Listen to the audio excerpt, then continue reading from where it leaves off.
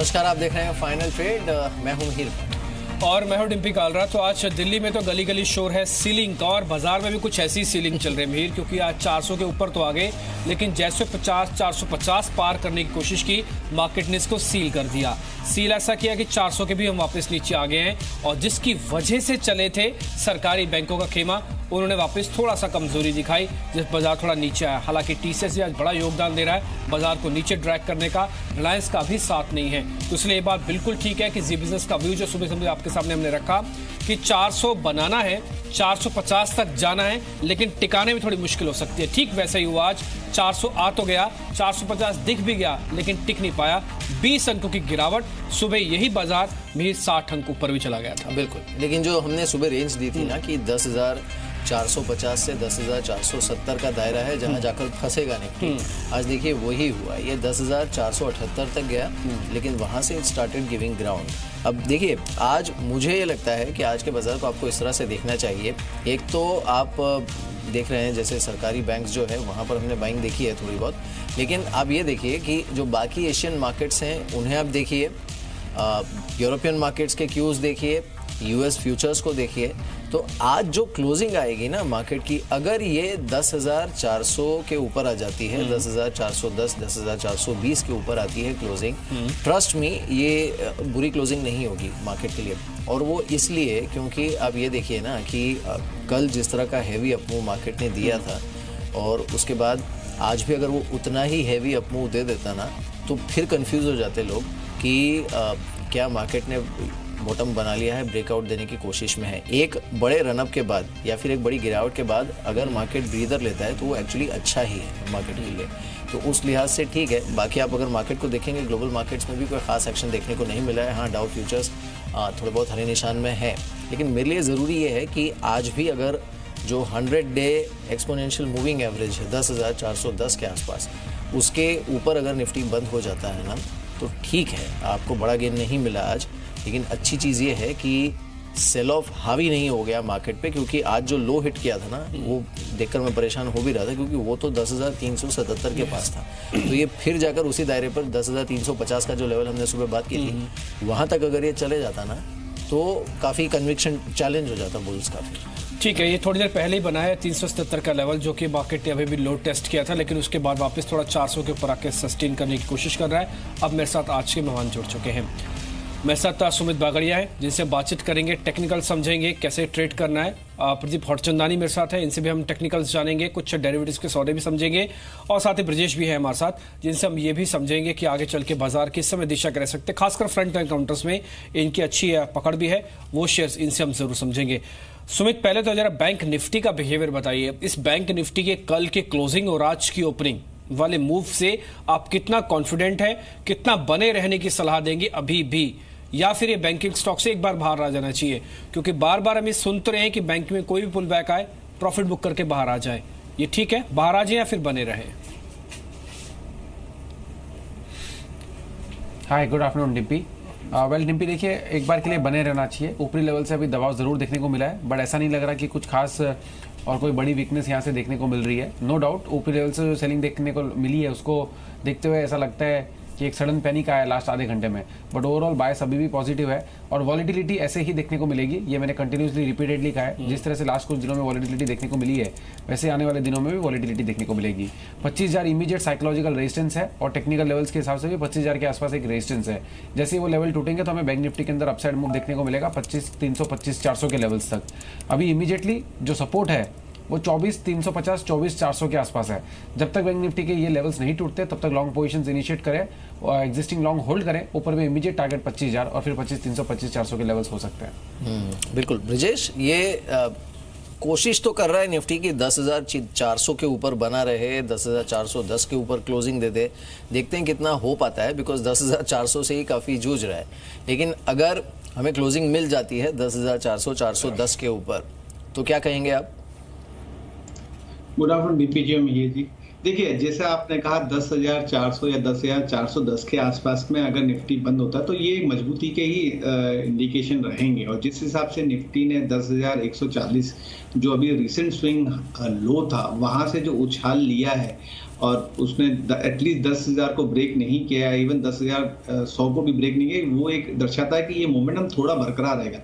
लेकिन no doubt if anyhow 10,400 या 10,420 के ऊपर अगर बंद देता है तो जो रिसेंट स्विंग हाई था 10,638 का, जहां से हमने बिकवाली देखी थी, वो उसको रीटेस्ट करने की कोशिश करेगा। बट अगर हम ट्रेडिंग बतौर अगर हम बात करें तो 10,350, 10,360 ये एक सपोर्ट इमीडिएट बेसिस पे सपोर्ट रहेगा। और जो दूसरा इंपॉर्टेंट सपोर्ट रहेगा वो लगभग 10,280 के आसपास में निकल के आता है। तो अगर किसी को ट्रेडिंग बैट करनी है तो एनी डिप समवेयर अराउंड 10,400 या उसके नीचे आता तो एक बार बाई की है 10,360 का स्टॉप लॉस लेके।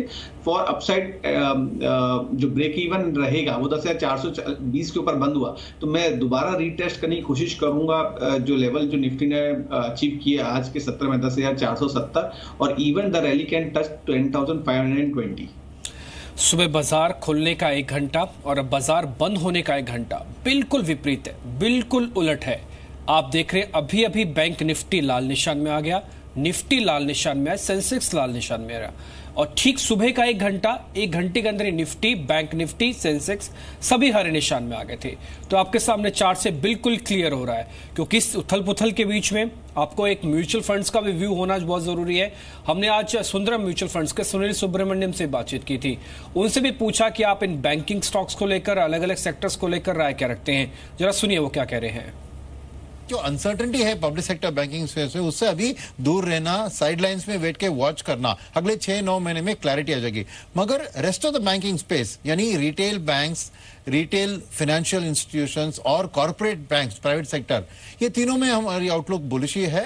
क्योंकि जैसे मैंने कहा कंजम्पशन नंबर अच्छी आ रही है और आने वाले दिन में ये एक retail interest rate financed consumption की प्रोग्राम जारी रहेगी, तो नेचुरली रिटेल फाइनेंशियल प्लेयर्स और रिटेल बैंक्स को बेनिफिट मिल सकती है।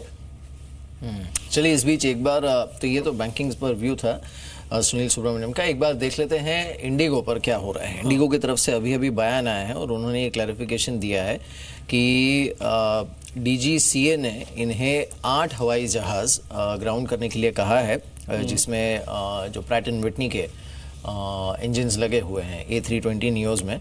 और साथ ही उन्होंने ये कहा है कि कंपनी ने खुद इस डायरेक्टिव के बाद कुल मिलाकर 9 A320 नियो एयरक्राफ्ट को ग्राउंड पर रखा हुआ है और कंपनी जो बाकी डायरेक्शंस हैं DGCA का उसे इम्प्लीमेंट करने के प्रोसेस में है।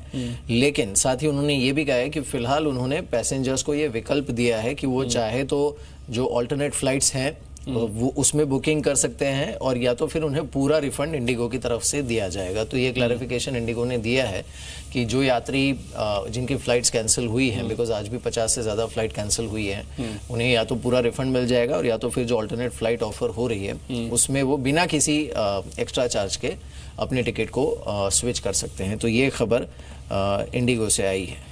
खैर इंडिगो का पूरा हमने रिपोर्ट कार्ड तो बना लिया कि कितना नुकसान इसका हुआ है, थोड़ी देर में अब आपके सामने उतारेंगे भी, बताएंगे, क्योंकि करीब 32 विमान इनके पास है और जो रोक है विमानों पर 8 से 9 की है। तो पूरी डिटेलिंग अभी हम आपके सामने रखेंगे, लेकिन एक बार इंडिगो पे व्यू ले लेते हैं। आज इस खबर के बाद भी शेयर में कोई गिरावट तो नहीं आई है, बल्कि 1.25% ऊपर ही है। एक बार ब्रजेश आप इसका चार्ट चेक करेंगे, वीकनेस आई क्यों नहीं, क्या सपोर्ट पे था या फिर कुछ बाइंग रही है? Dimpy ji, daily chart as well as weekly chart जो एडवांस एंड्रू पिकफॉक होता है, जो एक ट्रेंड को दर्शाता है, उसके मद्देनजर रखते हुए एक मीन जो लाइन है उसके वहीं पर ये ट्रेड कर रहा है। तो I don't think so it is negative for this counter. जो भी न्यूज आई है तो बेटर है कि अगर आप ट्रेडिंग बतौर करना चाहें तो लगभग 1180 का स्टॉप लॉस लेके एक बार बाई कर सकते हैं। अगर आप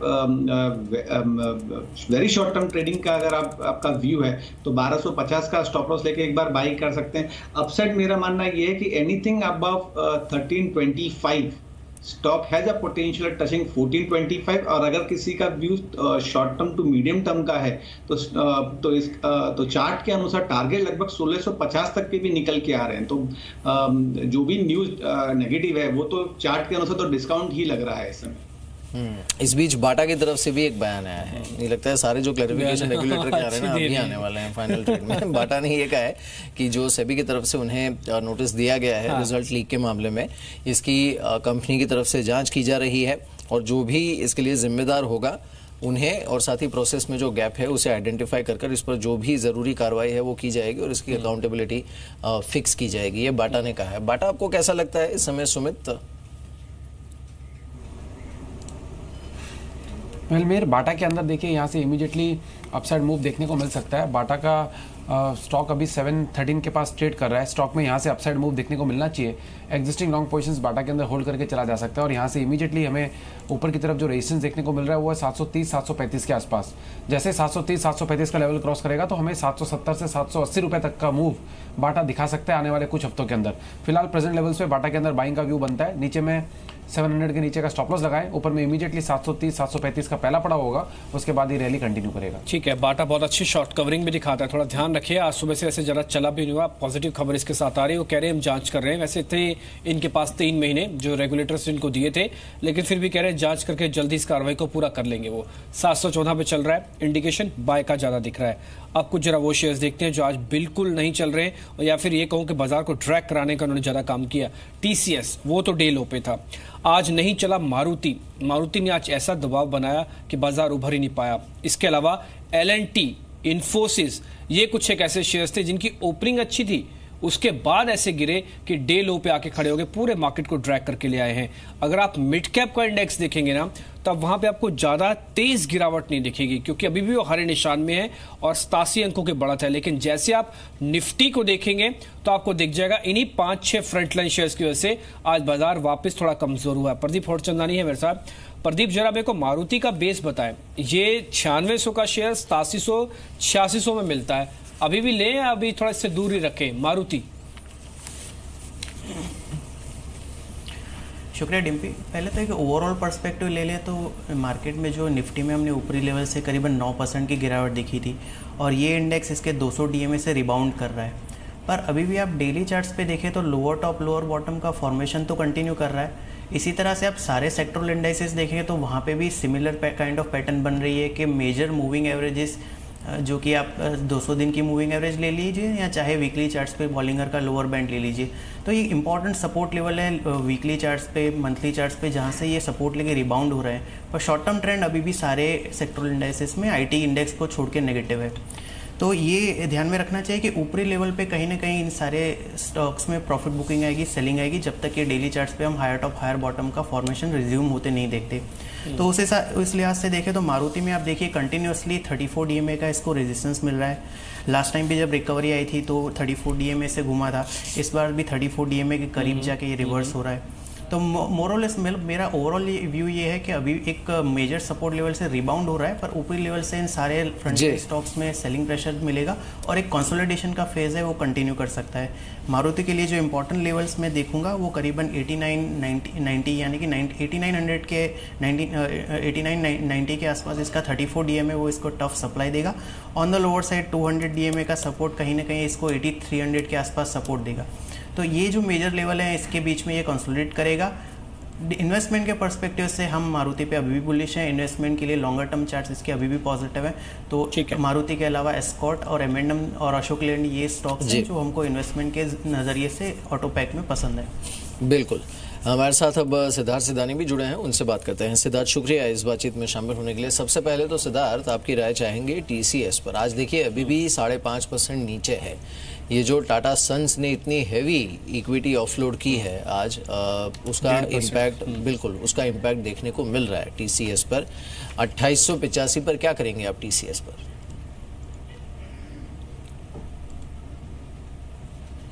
देखिए, हमारी इस पे बाइंग की सलाह नहीं है, बट जिसके पास होल्डिंग है वो होल्ड कर सकता है, क्योंकि एक ब्लू चिप कंपनी है, लीडर है इन द स्पेस। ये डेफिनेटली एक जो टाटा सन्स के सेलिंग है उसके कारण थोड़ा स्टॉक नीचे है, बट ओवरऑल पर्सपेक्टिव से ब्लू चिप कंपनी है, क्वालिटी कंपनी है, होल्ड कर सकते हैं। पर अगर आपको फ्रेश बाइंग करनी हो तो बाइंग की सलाह हमारी टाटा एलेक्सी पे रहेगी। हम मानते हैं मिड कैप आईटी में अभी भी डिजिटल स्पेस में 20-22% का ग्रोथ जो आ रहा है वो बहुत महत्वपूर्ण है और टाटा एलेक्सी यहाँ से बहुत अच्छा परफॉर्म कर सकते हैं 1250 के टारगेट से। ठीक है, एक दो शेयर थोड़ा आज अपने मूव से काफ़ी आपको लेयर कर रहे होंगे। इसमें एक है फ्यूचर कंज्यूमर। सुबह आपको ध्यान होगा एक रिपोर्ट आई थी, ये 50 रुपए का शेयर था, 76 का टारगेट था, 15% ऊपर है। ब्रोकिंग हाउसेस की रिपोर्ट, और जहां तक मेरे को याद है मोतीलाल ओसवाल की रिपोर्ट थी ये, और ये शेयर आज 15% ऊपर रहा है। शानदार मूव इसने दिखाया है। एक बार इस पे आपकी रिकमेंडेशन चाहिए होगी आप सुमित, क्या इसमें एक बार प्रॉफिट बुक कर लें? ये रिपोर्ट के आने के बाद कुछ इमीडिएट रिएक्शन होता है वो तो मिल गया, 15% बहुत होता है, बुक करके बाहर आ जाएं।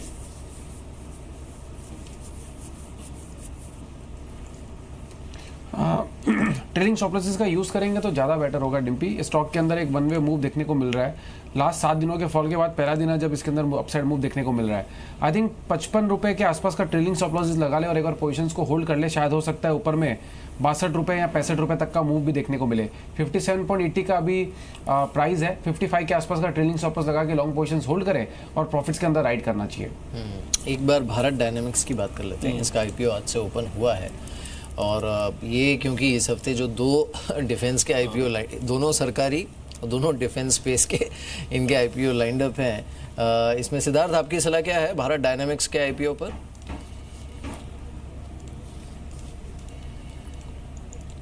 हम मानते हैं अच्छी कंपनी है, और जिस हिसाब से डिफेंस में जिस हिसाब से थ्रस्ट है, ये सारी कंपनियों के ऑर्डर बुक बहुत बढ़ सकते हैं आने वाले समय में।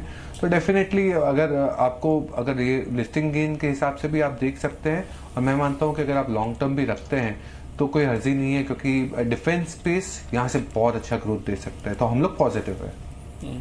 हालांकि मेरे सब्सक्रिप्शन का आंकड़ा उतना अच्छा नहीं है, क्योंकि अभी तक जो सब्सक्रिप्शन का आंकड़ा है वो 4 से 7, 4.5-5% तक का ही है। इस पे बहुत ज़्यादा सब्सक्रिप्शन, क्योंकि पहला दिन भी है, खैर ये भी देखना होगा, 2 दिन है, 15 तारीख तक ये खुला रहेगा। आप चाहे इसमें एक दिक्कत ये भी है, अब देखिए अगर आप कंपनीज दोनों अच्छी हैं और उनका प्रमोशन जो हो रहा है वो भी आप देखेंगे ना, तो आपको देखकर ये लगता है जैसे HL के बारे में कहा जा रहा है कि भारत के लिए सबसे बड़ी एवियोनिक्स कंपनी है, या फिर भारत डायनामिक्स के लिए कि ये सबसे बड़े सप्लायर हैं जहाँ तक फायर पावर इज कंसर्न। लेकिन अगर आप उनका हिस्सा देखेंगे ना, क्योंकि एज अ कंट्री अगर आप देखेंगे तो भारत जो HAL के मेन प्रोडक्ट्स क्या हैं, एविएशन एंड एविएशन मशीनरी, उसमें ज़्यादातर चीज़ें भारत इंपोर्ट करता है। बस जो एग्रीमेंट टेक्नोलॉजी ट्रांसफ़र के तहत होते हैं ना, और जिसका भारत में निर्माण होना होता है, वो HAL के पास जाता है। इनके खुद के जो प्रोडक्ट हैं इंडिजीनियस, वो काफ़ी टाइम से पीछे चलते हैं। सिमिलरली भारत डायनामिक्स को भी आप देखिए, जो अक्सर जो आर्मामेंट्स की शॉर्टेज होती है, अब चाहे वो अब बोफोर्स गन के फायरिंग पावर से लेकर टॉर्पीडोज वगैरह, तो उसका बहुत बड़ा इम्पोर्टर जो है वो भारत है। बाकी कुछ हिस्सा जो है वो इनकी तरफ से आता है। तो वो टू दैट एक्सटेंट भारतीय कंपनियों में हाँ इनकी मोनोपोली है, लेकिन इसका मतलब ये नहीं है कि ये भारत की सारी डिफेंस नीड को पूरा करता है। ये बात भी है। और आज हम अभिषेक अभी थोड़ी देर पहले खबर पढ़ भी रहा था, उसमें हमको ये बात भी समझ में आई कि भारत नंबर 1 बन गया इंपोर्टर्स में हथियारों का, और टोटल जो विश्व भर में हथियार इंपोर्ट होते हैं उसका 12% तो सिर्फ भारत ही कर लेता है। तो भले ही ये मेक इन इंडिया वाला जो कंसेप्ट आपको दिख रहा हो, लेकिन ये ज़्यादातर कंपनियां उसमें पूरी तरह से भागीदार नहीं बन रही, ऐसा कम से कम दिख रहा है अभी तक तो, क्योंकि इंपोर्टर्स में नंबर 1 भी हमें। अब आते हैं जरा ऑयल मार्केटिंग कंपनीज पे। सेकंड डे नॉन स्टॉप इन्होंने अच्छी परफॉर्मेंस दिखाई। IOC, BPCL, HPCL तीनों ऑलमोस्ट टी हाई पे खड़े हैं, किसी तरह की गिरावट का कोई असर शेयरों पे नहीं है। आपकी रिकमेंडेशन चाहिए होगी ब्रजेश शेर, इन तीनों शेयर्स में से कोई भी एक चार्ट जो आपको ज़्यादा बेहतर लग रहा हो। तीनों का नेचर सेम है, काम सेम है, चार्ट किसका ज़्यादा अच्छा है? IOC पे जाना चाहूँगा, 411 के आसपास में ट्रेड कर रहा है। If I am not mistaken 402 अगर ये ब्रेक नहीं करता है तो एक बार, और 410 के आसपास में आता है उसके नीचे ट्रेड करता है तो एक बार 402 का स्टॉप लॉस लेके BTST कर सकते हैं for the target of 420 followed by 428। BPCL थोड़ा इन्वेस्टमेंट पॉइंट ऑफ व्यू के लिए बेटर रहेगा, 464 के आसपास में ट्रेड कर रहा है। शॉर्ट टर्म के लिए से if it trade somewhere around 455 then we can take a buy call with keeping a strict stop loss of 425 and looking for the target of 485 and chances of 525 on a longer term time frame। अगर थोड़ा time frame अगर हम 6 से 9 महीने करते तो 525 के भी लेवल ही अचीव कर सकता है। मीर, आज के जो ट्रेडर्स जिन्होंने आज सौदे खड़े किए, चाहे वो इन्वेस्टर है, चाहे वो इंट्राडे ट्रेडर्स है, पोजिशनल ट्रेडर्स है, उनके प्रॉफिट्स का क्या करना है? आज सुबह खुलने के बाद जिसने भी सौदा डाला प्रॉफिट तो लेके बैठा होगा, अभी कुछ लॉस में कन्वर्ट हो गया, कुछ इंट्राडे प्रॉफिट्स चले गए हाथ से, उनको करना क्या है? ये 400 की क्लोजिंग कन्विक्शन इतना दे देगी कि हम अपने सौदों को ले जाएं? 10,400 के आसपास की अगर हमको क्लोजिंग मिलती है, क्योंकि वहीं घूम रहा है बाजार। मैं पिछले 15 मिनट से यही देख रहा हूं कि बाजार 10 पॉइंट नीचे जाता है, फटाक से फिर से 10,400 आ रहा है, रुक रहा है वहां पे। कन्विक्शन देखिए, आपको 10,400 के आसपास अगर क्लोजिंग आती है ना, तो भी आपका कन्विक्शन रेंज आपकी जो ओपन होगी ऊपर की तरफ, वो अभी भी वही रहेगी जो हमने सुबह बात की थी, 10,450, 10,470। वहां तक के दायरे के लिए आपको प्ले करना है तो आप कर सकते हैं ट्रेलिंग स्टॉप लॉस के साथ। लेकिन जो डिसाइसिव मूव है मार्केट का, तो अगला लेवल जिस पर आइडियली नजर रखनी चाहिए वो तो होगा एक्चुअली, अगर ये निकाल लेता है दायरा ये मार्केट, तो उसके बाद 10,500, 550, 600 तक के लेवल के। लेकिन उसका कंफर्मेशन तब होगा जब बाजार सक्सेसफुली 10,450, 470 के ऊपर क्लोजिंग दे देगा, तो उतना प्ले कर सकते हैं आप। अगर 400 पर क्लोज हो रहा है तो वो 50-70 अंकों के दायरे के लिए।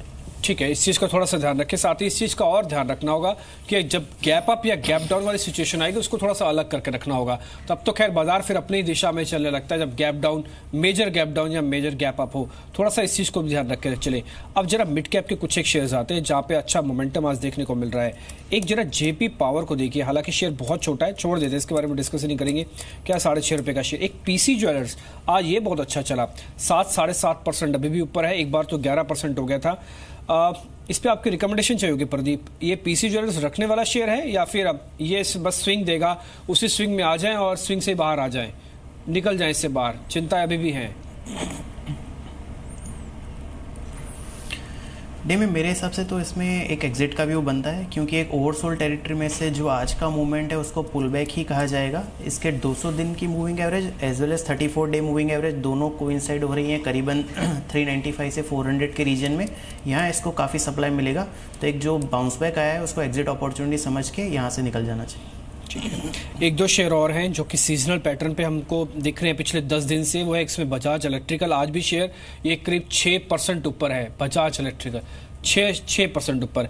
एमएमटीसी पिछले 2 दिन से अच्छा चल रहा है, ये शेयर भी एक बार दिखाया, इसके अंदर भी अच्छा 6% तक का मूव है। एक और शेयर मैं आपके सामने रखता हूँ, एनबीसीसी।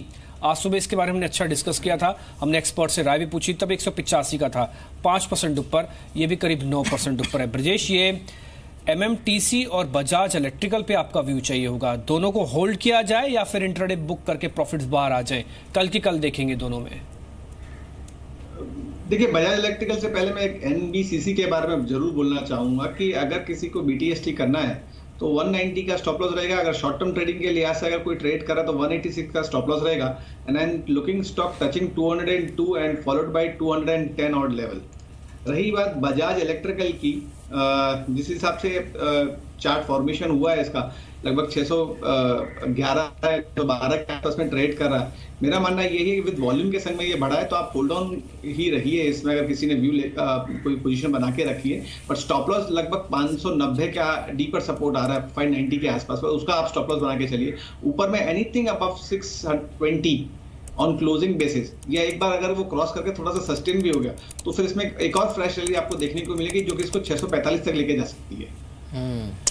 इस बीच चलिए और एक बड़ी खबर आई है, एमओएस फाइनेंस की तरफ से एक बयान आया है और ये बड़ी खबर है, ध्यान से सुनिए। उन्होंने ये नहीं कहा कि हटेगा, उन्होंने कहा है कि एलटीसीजी टैक्स प्रस्ताव हटाने के लिए इन्हें अर्जी मिली है। अब ये आपको याद होगा कुछ समय पहले इनफैक्ट जो पार्लियामेंट्री पैनल है उनका भी ये बयान आया था कि उन्होंने रेकमेंड किया है।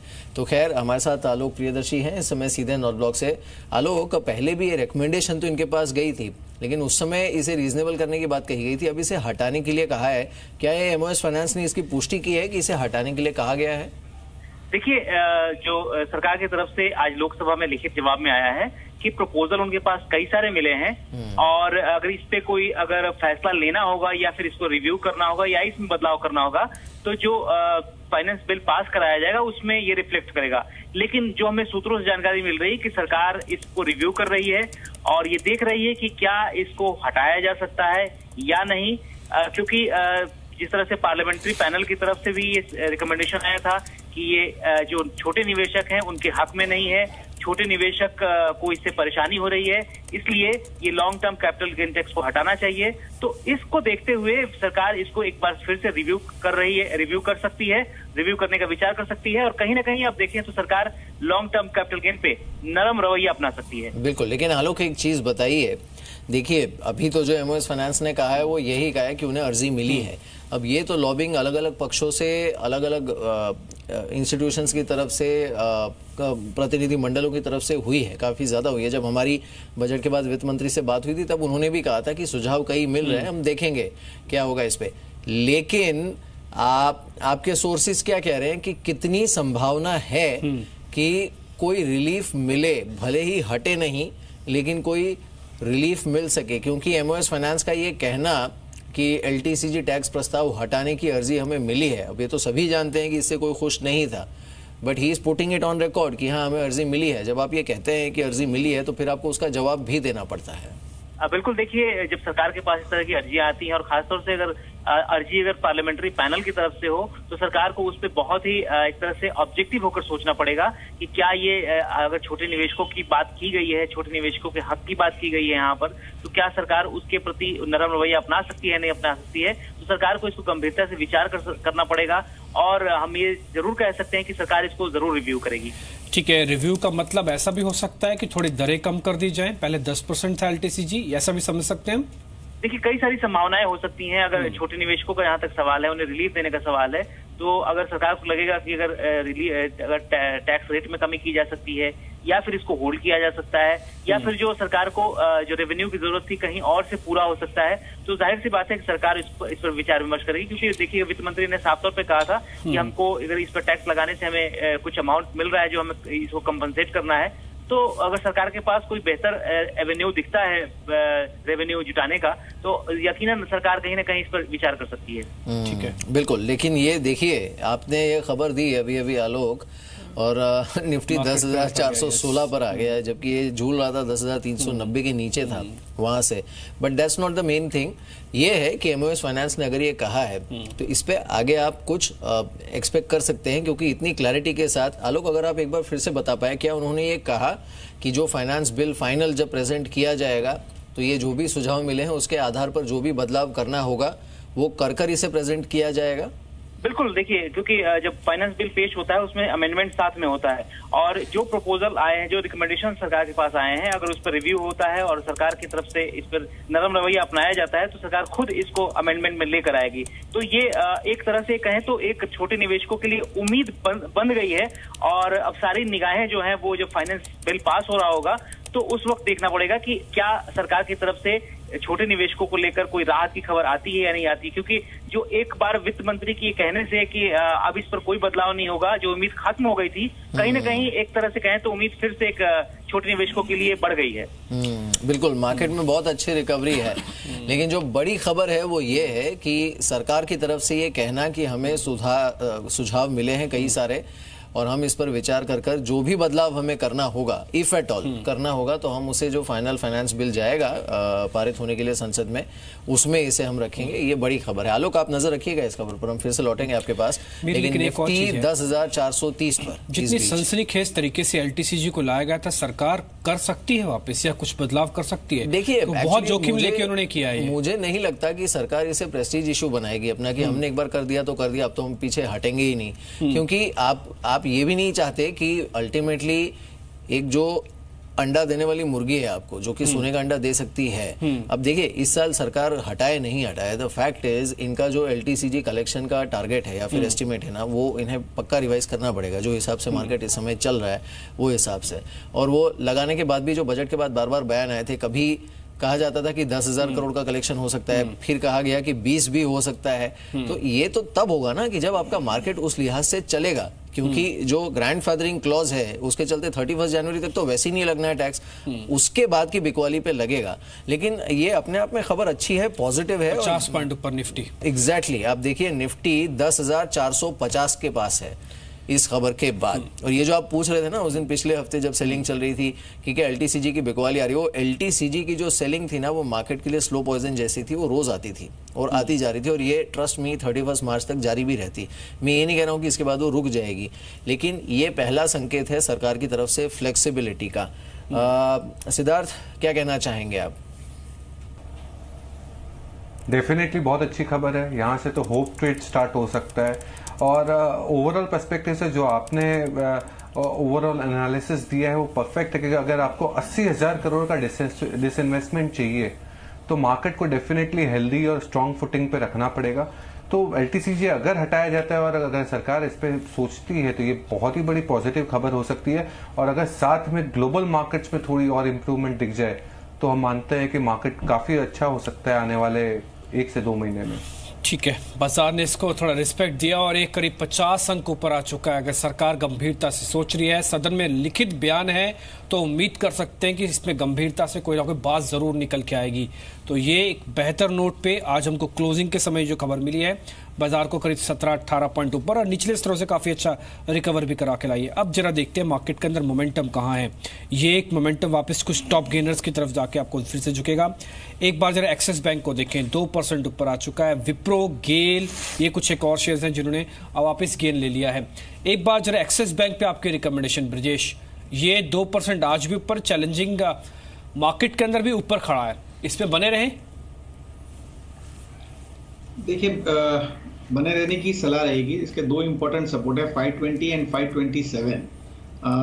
अगर एनी ऑफ 527 ब्रेक नहीं करता है तो एक बार पोजीशन को थोड़ा लॉन्ग कर सकते हैं। इसको मोमेंटम एक बार मिलेगा 535 के ऊपर। If any closing of 535 then stock has a chance of touching 545 to 552।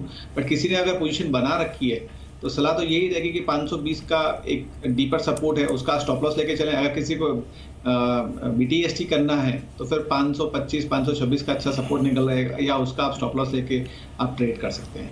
Mir, अगर मैं वापस LTCG पे आऊं तो इस खबर का आप मेरे को डेंसिटी बता पाएंगे? अगर सरकार कुछ भी करे, 5% कर दिया, 10 से अवधि बढ़ा दी, होल्ड कर दिया, 1 लाख से 2 लाख या 5 लाख तक कर दिया, कुछ भी कर दिया, आप ज्यादा ही बुलिश हो रहे हैं इस पे।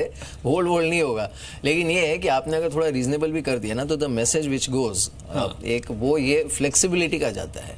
इट्स नॉट अबाउट कि आपने 2000 करोड़ रुपए एक्स्ट्रा कलेक्ट किए या आपने छोड़ दिए 2000। It is about the flexibility जिसका संदेश आप देते हैं इन्वेस्टर कम्युनिटी को।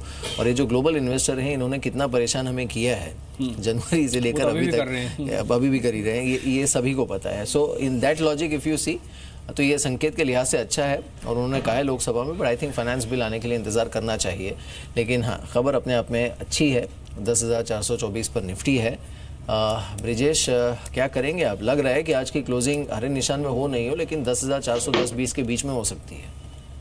देखिए मीर जी, अगर याद हो थोड़ी देर पहले जब शो चालू हुआ था तब भी मैंने कहा था, जब Nifty was trading somewhere around below 10,400, मैंने कहा था कि 2 इंपॉर्टेंट सपोर्ट है नीचे सर के, लगभग 10,270 और 10,350 या 55 के आसपास में। और निफ्टी शायद अब रिसेंटली 10,385 का स्टॉप लॉस मार के 385 का लो मार के वहाँ से स्विंग हाई लिया था।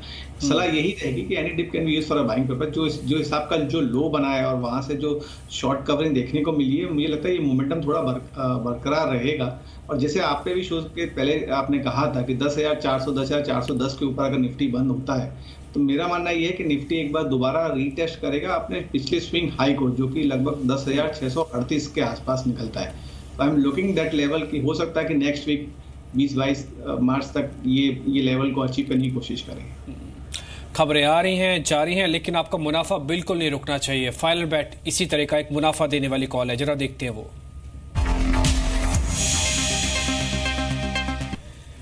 अंचल बताए क्या ढूंढ के लाए आप फाइनल बैट के लिए? काफी मुश्किल था डिम्पी एक शेयर ढूंढना, लेकिन हाँ, मेघमानी ऑर्गेनिक्स का शेयर है। आखिरी के आधे घंटे में इस शेयर में आप ट्रेड कर सकते हैं। और चुनने का कारण है, पहले तो वॉल्यूम बिल्डअप, 3 दिन से लगातार शेयर में धीरे धीरे वॉल्यूम्स इंप्रूव होते हुए दिख रहे हैं। शेयर अपने प्राइसेस को रिटेन कर रहा है और एक रिकवरी के साइंस दिखा रहा है। अगर आप 1 घंटे के चार्ट्स पे भी देखिए तो एवरेजेस के ऊपर ट्रेड कर रहा है और जिस तरह से बाजार में रिकवरी आई है उसका एक बड़ा सपोर्ट इस शेयर को मिलता हुआ दिखेगा। इसके लिए क्रिटिकल लेवल 90 रुपए 50 पैसे का रहेगा। अगर से ये लेवल ब्रीच कर देता है इसके परसों का हाई, तो डेफिनेटली यहां से और तेजी बढ़ती हुई दिखेगी। और इसीलिए कहीं ना कहीं आप हायर 93 के टारगेट्स के साथ मेघमारी ऑर्गेनिक्स में आज के सत्र के लिए ट्रेड कर सकते हैं। नीचे सरों पे 88, 30 के अराउंड पे स्टॉप लॉस रखिए।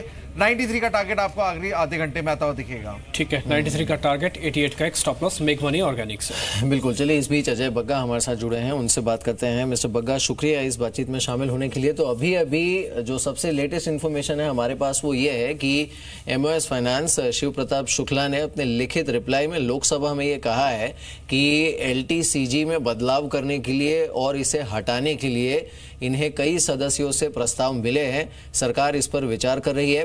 अगर LTCG टैक्स में कोई भी बदलाव है तो वो अमेंडमेंट के जरिए किया जाएगा और जो फाइनल फाइनेंस बिल प्रेजेंट होना है अप्रूवल के लिए उसमें ये रिफ्लेक्ट करेगा। But this is the first hint of government being flexible on LTCG। इसे आप कैसे देख रहे हैं? ये बहुत पॉजिटिव है मिहिर। याद करें तो पिछले हफ्ते आपने खबर भी ब्रेक की थी कि शायद 2 लाख रुपए का हो जाए जो मिनिमम वो है एग्जेम्पशन लिमिट। तो अगर कुछ इसमें राहत मिलती है मार्केट्स के लिए बहुत पॉजिटिव है। देखिए, आज भी जिस तरह मार्केट ऊपर उठा और फिर हमने देखा लगभग 1-1:30 बजे बहुत तेज बिकवाली आई, लगा जैसे कुछ बास्केट अपलोड हुई है या फिर कुछ HNIs का सेलिंग आया जो मार्केट को बिठा दिया। और जो स्मॉल कैप मिड कैप्स में जो क्षति हो रही है मिहिर, वो टोटली LTCG है, क्योंकि मार्च 31 से पहले लोग मुनाफा वसूली कर रहे हैं अपने लॉन्ग टर्म गेन्स का। तो अगर ये आ जाता है और एक्सपेक्टेशन ये है मेरे के 19 तारीख को बजट का जो अमेंडेड बिल रखा जाएगा पार्लियामेंट में, अगर आता है तो मार्केट के लिए बहुत पॉजिटिव है। अजय, गुंजाइश कितनी है कि हो जाएगा कुछ ना कुछ? देखिए, उम्मीद तो बहुत है हमें मार्केट वालों को, तो हम यही कहेंगे हो जाए तो बहुत अच्छा है। तो बिल्कुल इसमें आइडिया नहीं है, हम आपके ही चैनल पे देखा है डिप्टी पे। लेकिन अजय, आप एक बात बताइए, अगर सच में थोड़ी बहुत भी रिलीफ मिलती है, इट इज नॉट अबाउट सरकार कितनी रिलीफ देती है, it is about the message that you send across to the global investor community. और अगर ये फ्लेक्सिबिलिटी का संकेत सरकार की तरफ से मिलता है तो क्या फिर हम ये माने कि जो रीसेंट लोज थे मार्केट के 10,300 के आसपास बॉटम बनाकर या फिर जो भी लो रीसेंट थे 10,140 उसके आसपास का लो जो है दैट विल होल्ड और मार्केट कोशिश कर सकता है और ऊपर जाने की यहाँ से? देखिए, ये बहुत पॉजिटिव रहेगा सेंटिमेंटली मार्केट के लिए कि पहली बार हमारी आवाज सुनी जा रही है। क्योंकि मार्केट में जो एक रोष है कि एक तो इस तरह का कानून लाया गया, STT नहीं हटाया गया, और फिर तीसरा जो ब्यूरोक्रेट्स ने आके बोला कि शेयर बाजार में पैसा बनाना बहुत आसान है, अपने आप पैसा बन जाता है। वो सब बयानबाजी के चलते काफी रोष है मार्केट में और हम देख रहे हैं विदेशी निवेशक भी रेगुलरली पैसा निकालते जा रहे हैं। तो इस तरह का डायरेक्शनल मूव आता है मेरे, वो पॉजिटिव रहेगा, बाजार बिल्कुल सराहेगा। अजय, जैसे अभी आप नोटिस करवा भी रहे थे कि कुछ बास्केट सेलिंग जैसी हुई है और मीर भी कह रहे थे कि हाँ धीरे धीरे स्लो पॉइजन की तरह FIs ने कुछ माल बेचा है। ये खबर आने के बाद ये रुकेगा, ये इस तरह की बिकवाली रुकेगी? थोड़ा क्लैरिटी के लिए FIs रुक जाएंगे थोड़ा? हाँ, जरूर अगर ये इस तरह से आए डिम्पी, नहीं तो क्या है, हमें यही लग रहा है कि अगले 2 हफ्ते बहुत मुश्किल रहेंगे बाजार के लिए, क्योंकि काफी मुनाफा वसूली एकदम से आ जाएगी। लोग अभी भी होल्ड ऑन कर रहे हैं, थोड़ा थोड़ा बुकिंग आता रहा है और स्पेशली FIs के तरफ से तो हम देख रहे हैं कंसिस्टेंट है। मार्च में ही 6,000 करोड़ से ज्यादा की बिकवाली हो चुकी है।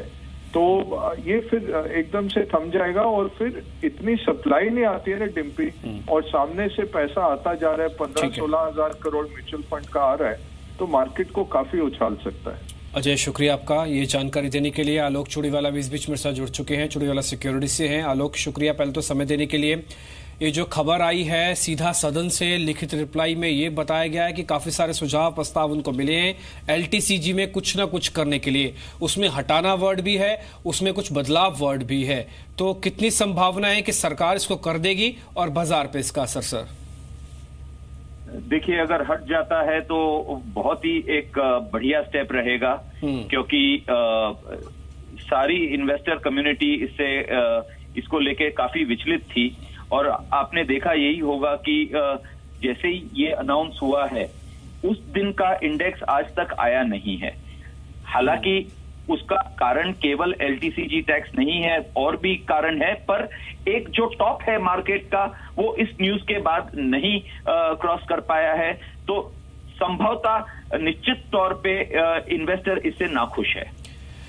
ठीक है, शुक्रिया आपका आलोक, ये भी बताने के लिए कि ठीक है इसका असर पड़ेगा, पॉजिटिव असर होगा और उम्मीद भी है कि सरकार कम से कम अगर रैशनल अप्रोच के साथ वित्त मंत्री शायद कुछ फैसला ले ले, तो उम्मीद तो करती है कि रकम बहुत बड़ी नहीं है, ये फैसला हक में आ सकता है बाजार के, और इसलिए शायद मार्केट इसको थोड़ा पॉजिटिव भी बना रहा है। 20 अंकों की बढ़त के साथ चल रहा है मार्केट। खैर कुछ एक और शेयर जिन्होंने थोड़ा मोमेंटम है, उसमें एक बार जरा अवंती फीड्स को आप दिखाएं। ये एग्रीकल्चर से जुड़ी हुई कंपनी करीब 7% ऊपर आ चुका है। साथ ही छोटे छोटे बैंक्स तो खैर सभी है, syndicate, OBC, bank of Baroda, union, ये सभी भी अपनी मेंटेन कर रहे हैं अपनी अपनी बढ़त को। एक बार जरा रिलायंस इंफ्रा को भी आप देख सकते हैं 5-5.5% की मजबूती के साथ, ये भी डे हाई पे आज क्लोजिंग कर रहा है और अभी वॉल्यूम आया और ये 5.5% ऊपर है। सुमित, जरा इस पे आपके रिकमेंडेशन रिलायंस इंफ्रा पे। ये अच्छा अपॉर्चुनिटी वाला शेयर है, जब लगे ना कि बाजार थोड़ा बेस बना रहा है तुरंत इसमें आ जाना चाहिए, मूव दे जाता है, भले शाम तक देते जाए, क्लोजिंग तक दे। आपकी राय सर? अभी तो इसके अंदर बाउंस बैक दिख रहा है, ये स्टॉक यहाँ से बाउंस बैक दिखा सकता है, जिसके अंदर ऊपर में इमीडिएटली 470 तक के लेवल्स देखने को मिल सकते हैं। लास्ट के जो स्विंग हाइज है वो भी 470 के लेवल्स के ही हैं। जैसे 470 का लेवल क्रॉस करता है तो और भी तेजी देखने को मिलेगी। फिलहाल 470 इमीडिएट हर्डल है, तो ये फर्स्ट टारगेट के लिए एग्जिस्टिंग लॉन्ग पोजीशंस को होल्ड करें। अगर कोई 455 है फ्रेश बाइंग करता है तो स्टॉप लॉस जो नीचे में बन रहा है वो है 444 रुपीज़ का, ऊपर में टारगेट 470 और उसके बाद 490 तक का मूव हमको देखने को मिल सकता है। बिल्कुल। चलिए इस बीच देख लेते हैं कि अब ये जो यू टर्न मार्केट ने मारा है इस खबर के बाद और कोशिश कर रहा है ये थोड़ा ऊपर टिकने की, ऐसे में आपके लिए BTST कॉल्स क्या हो सकती है? तानिया हमारे साथ हैं। तानिया बताइए क्या है अब कॉल्स? जी मिहिर, ये जो गेम है बुल्स एंड बियर्स के बीच ये बहुत इंटरेस्टिंग होता जा रहा है और इसी के चलते आज बता दें कि 5 BTST कॉल्स हैं और एक ही STBD का प्लेयर है हमारे पास। इसमें सबसे पहले शुरुआत कर लेते हैं प्रॉफिट यात्रा के मनीष मिश्रा के रिकमेंडेशन की। इनका जो सबसे पहला रिकमेंडेशन है वो NBFC शेयर्स में से आया है। M&M फाइनेंस में बुलिश नज़र आ रहे हैं, अच्छा मोमेंटम आज भी देखा गया और इनका मानना है कि ये कैरी फॉरवर्ड हो सकता है कल। टारगेट्स बता रहे हैं 435 के, स्टॉप लॉस आप ज़रूर लगाइए 418 का। इसके अलावा जस्ट डायल, इस पर भी ये काफ़ी बुलिश नज़र आ रहे हैं, टारगेट्स बता रहे हैं 450 के, स्टॉप लॉस आप एक ज़रूर लगाइए 430 का। इसके अलावा निर्मल बैंक की बात करें तो इनकी तरफ से मिक्स कॉल्स हैं। सबसे पहले STBT देख लेते हैं, ग्रासिम को चुना है, यहाँ पे आप बिकवाली करके चल सकते हैं। 1070 के लेवल्स एक्सपेक्टेड हैं कल। स्टॉप लॉस आपको लगाना है 1120 का। इसके अलावा अशोक लेलैंड, इस पे भी काफ़ी सारे एनालिस्ट जो हैं वो बुलिश नज़र आए, टारगेट्स बता रहे हैं 156 के, स्टॉप लॉस आपको लगाना है 143 का। इसके अलावा लोकेश उपल की बात करें तो इनकी तरफ से दोनों ही जो कॉल्स हैं वो BTST है। सबसे पहले ऑयल एंड मार्केटिंग कंपनीज में से IOC को चुना है। डिम्पी भी बता रहे थे कि गिरावट का कोई भी असर देखने को नहीं मिला इस पर। टारगेट्स बता रहे हैं 418 के, स्टॉप लॉस आप लगाइए 403 का। इसके अलावा रियलिटी स्पेस, इन्हें ये भी पसंद है, ओबरॉय रियलिटी को चुना है, टारगेट्स आप यहाँ पे देख सकते हैं 568 के, स्टॉप लॉस ज़रूर लगाइए 550 का। ठीक है, ये कुछ एक चुनिंदा शेयर्स हैं जिस पे थोड़ा सा ध्यान रखा जा सकता है। लाओपाला पे इस बीच एक खबर आई है कि शेयरधारकों ने बोनस शेयर जारी करने को मंजूरी दे दी है। शेयरधारक अंतिम पड़ाव होता है जिनसे मंजूरी मिल जाएगी, बाद में रेगुलेशन का काम पूरा करने के बाद ये बोनस शेयर इशू कर देते हैं। तो फिलहाल 650 रुपए पे शेयर खड़ा है, हो सकता है अच्छा मोमेंटम भी दिखा दे। एक बार इसके चार्ट चेक करवा लेते हैं। ब्रजेश जरा चेक कीजिए लाओपाला के चार्ट चेक, ये ठीक है, अच्छा बेस बना हुआ है, खबर अच्छी है। देखिए ये दायरे में ट्रेड कर रहा था 625 630 ऑन डाउन साइड, ऊपर में लगभग 660 के आसपास में, और जिस हिसाब से न्यूज अगर है और जो चार्ट दर्शाता है वो मेरा मानना यही कि अगर ये 630 का लेवल अगर ब्रेक नहीं करता है यानी फिर ट्रेड समवेयर अराउंड बिलो 645 तो एक बार बाई कॉल इनिशिएटिव हो सकता है for the target of 660। Anything above 660 on closing basis then it can go for the level of 690। ठीक है, 2-3 शेयर हैं मेरी इंपॉर्टेंट आज। देखिए LIC हाउसिंग फाइनेंस अपने 50 वीक लो से अच्छा चला और आज करीब 4% ऊपर, क्लोजिंग भी बहुत अच्छी दे रहा है। सिद्धार्थ आपके रिकमेंडेशन, ये हाउसिंग फाइनेंस वाली कंपनियां ठीक हैं, LIC, इंडियाबुल हाउसिंग दोनों का अच्छा ट्रेड रहा आज का दिन। तो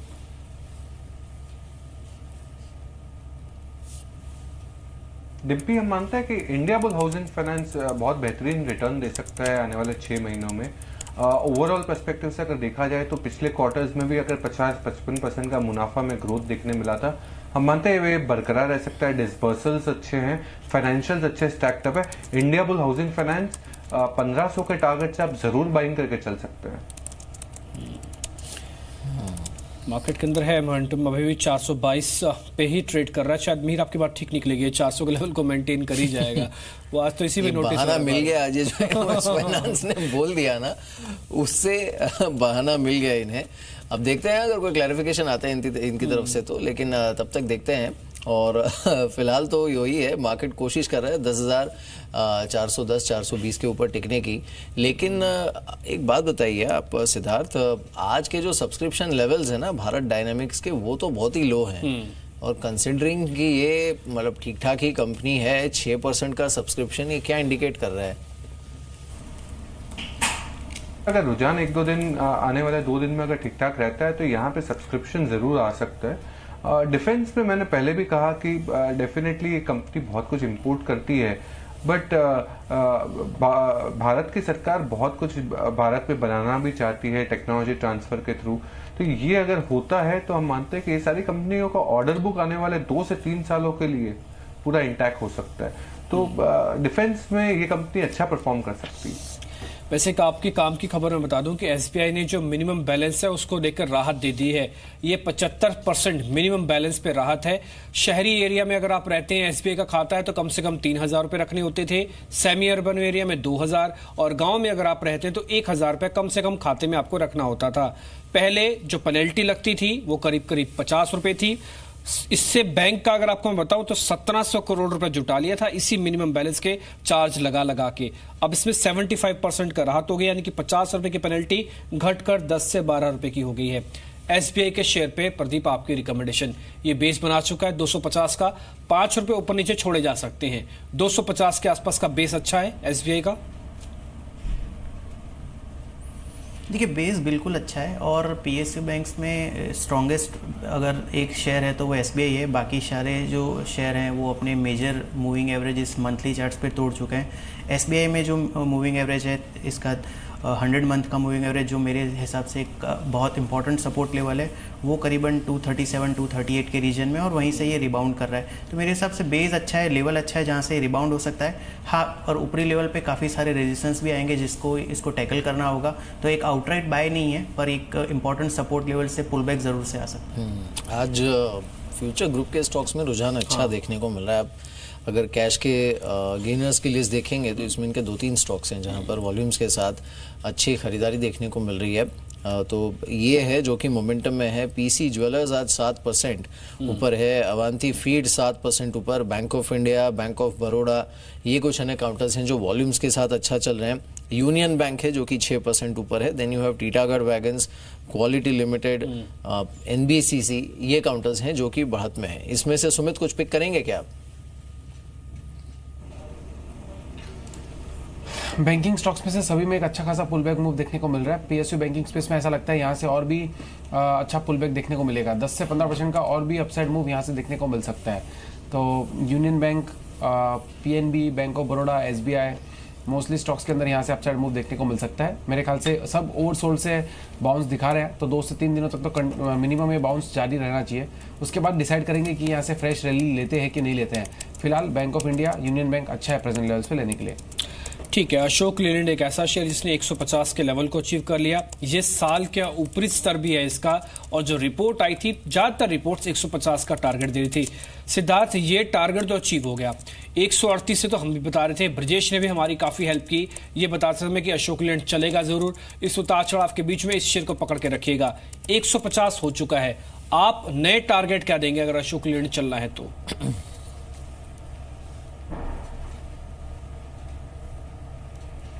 देखिए डिम्पी, इनफॉर्चुनेटली हमारे भी टारगेट्स हो गए हैं अशोक लेलैंड पे, क्योंकि हमने जब कवर किया था ये करीबन 90 के प्राइस से कवर किया था और हमारे टारगेट अचीव हो गए। बट अगर इसका व्यू दिया जाए तो हम मानते हैं कि यहां से भी रुझान अच्छा रहेगा, क्योंकि कमर्शियल व्हीकल में सेल्स बहुत अच्छे आएंगे। और अशोक लेलैंड में एक सबसे महत्वपूर्ण चीज ये देखने की है कि लाइट कमर्शियल व्हीकल में कंपनी थोड़ी सी मार्केट शेयर में पीछे है। यहाँ पे 2018 में बहुत अच्छा परफॉर्म करेगी। तो अशोक लेलैंड गवर्नमेंट की स्क्रैपेज पॉलिसी के कारण से भी फायदा हो सकता है, और साथ ही साथ प्रोडक्ट प्रोफाइल के कारण। तो अशोक लेलैंड डेफिनेटली रुझान बहुत अच्छा रहेगा ये पूरे साल में। बिल्कुल। एक बार वॉल्यूम्स को देख लेते हैं, बंद होने में 15 मिनट से थोड़ा कम समय बचा है मार्केट के लिए, लेकिन वॉल्यूम्स के लिहाज से देखिए कल हमने देखा था जो ट्रेड देखने को मिला था 3 लाख करोड़ के भीतर ही था। और अगर आप एफआईज और डीआईज का आंकड़ा भी देखते ना तो वो भी बड़ा छोटा था वॉल्यूम जो था उनका, खरीदारी का भी और बिकवाली का भी। आज देखिए एटलीस्ट वॉल्यूम उससे हल्का सा बेहतर है, हल्का सा बेहतर कह सकते हैं। तो 2,91,000 करोड़ के आसपास का ट्रेड देखने को मिला है। और अगर एक बार ब्रेथ को देखें हम मार्केट की तो आज एक ठीक चीज़ ये भी हुई है कि आप मिड कैप में देखिए जो फ्रंट लाइन इंडेक्स है वो भले ही थोड़ा फ्लैट हो इस समय और इंडेक्स में वो दिख भी रहा है जो सुबह जिस तरह का एडवांस डिक्लाइन था, लेकिन ब्रॉडर मार्केट्स में रुझान ठीक ही है। एनएसई पर जो बढ़ने वाले काउंटर्स है उनकी संख्या ऑलमोस्ट दुगनी है नुकसान वाले काउंटर्स के मुकाबले, और बीएसई पर भी जो बढ़ने वाले काउंटर्स है उनकी संख्या 1650 के आसपास देखने को मिल रही है। नाउ ब्रिजेश, जैसे आप कह भी रहे थे कि इन लेवल्स पर क्लोजिंग आ भी जाती है तो इसे एक स्ट्रांग ही क्लोजिंग माननी चाहिए आज के लिए इंट्राडे बेसिस पर, तो कल के लिए क्या कुछ नए सौदे आप रेकमेंड कर रहे हैं क्या? देखिए मैं 2-3 स्टॉक्स जो मुझे थोड़े से अच्छे लग रहे थे उसमें एक इंडिगो ही है पहला। I am looking stock somewhere around 1375। ये थोड़ा पोजिशनल बेट रहेगी, अगर किसी को पोजिशनल बेट नहीं लेनी है then keeping a stop loss of 1270, look for the target of 1325। एक अजंता फार्मा चार्ट पे अच्छा लग रहा है, 1380 के आसपास में ट्रेड कर रहा है।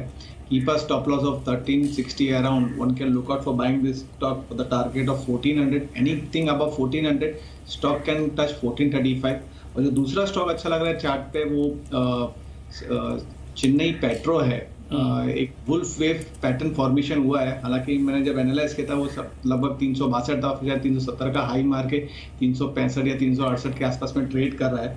तो अगर किसी को पोजिशनल बेट लेनी है तो 355 का स्टॉप लॉस रहेगा, और अगर किसी को बीटीएसटी करना है तो 360 का स्टॉप लॉस लेके बाई कर सकते हैं फॉर द टारगेट ऑफ 380। ये मेरे को लगता है ये बीटीएसटी के बतौर 380 का टारगेट निकला है। और अगर किसी को स्विंग बेस्ड ट्रेडिंग में काम करनी है तो वो जो टारगेट है वो 410 के निकले हैं। ठीक है, अभी है मार्केट में 10 मिनट क्लोज होने में। जरा ब्रॉडर रियलिटी को देखें, ये 4-4.5% ऊपर आ चुका है। मुथूट फाइनेंस करीब 5% ऊपर है, ये भी अच्छी क्लोजिंग कर रहा है, विद वॉल्यूम क्लोजिंग अच्छी हो रही है इसके साथ। और एक यूफ्लेक्स है, गोदरेज फिलिप्स भी है। गॉडफ्रे फिलिप्स भी एक बार आप दिखाई, ये टोबैको की कंपनी है, आईटीसी के पैरेलल है, ये करीब 5% ऊपर आज फिर से अच्छी क्लोजिंग दे रही है। ये कुछ एक ऐसे शेयर्स है। एक बार जरा आईएफसीआई को भी दिखा सकते हैं, आज 4% ऊपर है। हालांकि ट्रस्ट नहीं किया जा सकता क्योंकि 29 से टूट के 21 हुआ था, लेकिन 2 दिन में 3-4% का मूव दे चुका है। एक बार कर्नाटका बैंक, ये कर्नाटका बैंक का बेस बन चुका है क्या सुमित? एक बार जरा चेक करेंगे। आपको याद होगा 118 पे शायद मैंने आपसे पूछा भी था एक बार, तो आप कह रहे थे थोड़ा एक बार रुक जाना चाहिए। अभी 118, 120 4-5 दिन निकाल चुका है, ये बेस बन चुका है। बेस बोलना डिफिकल्ट होगा, but no doubt pull back जरूर दिख रहा है। ये स्टॉक पिछले 1-1.5 महीने में कंटिन्यूसली दबाव दिखाने के बाद आज पहला दिन है जब इसने अपसाइड मूव स्टार्ट किया है। तो ये अपसाइड मूव थोड़ा ऊपर तक और भी हमको देखने को मिल सकता है, जिसमें 128-130 का पहला पड़ाव होगा और उसके बाद 140 रुपए तक के लेवल्स देखने को मिल सकते हैं। तो फिलहाल इसको पुल बैक के तौर पे लेना चाहिए और पुल बैक के लिए ही एक बार खेलना चाहिए। नीचे में जब तक ये दोबारा अब 115-114 के लेवल तोड़ता नहीं है तब तक एग्जिस्टिंग लॉन्ग पोजीशंस होल्ड करके चले। ऊपर में 130 का पहला टारगेट और फिर 140 के टारगेट्स के लिए लॉन्ग पोजीशन इनिशिएट की जा सकती है केटी के बैंक के अंदर। इस बीच HDIL F&O बैन से बाहर आया, 6% ऊपर आ चुका है शेयर। ये भी आज का एक मोमेंटम वाला शेयर है, इस पे आप जरूर ध्यान रखें। इस पे आपकी रिकमेंडेशन होगी क्या सिद्धार्थ? आप इसमें कुछ सौदा खड़ा करते हैं?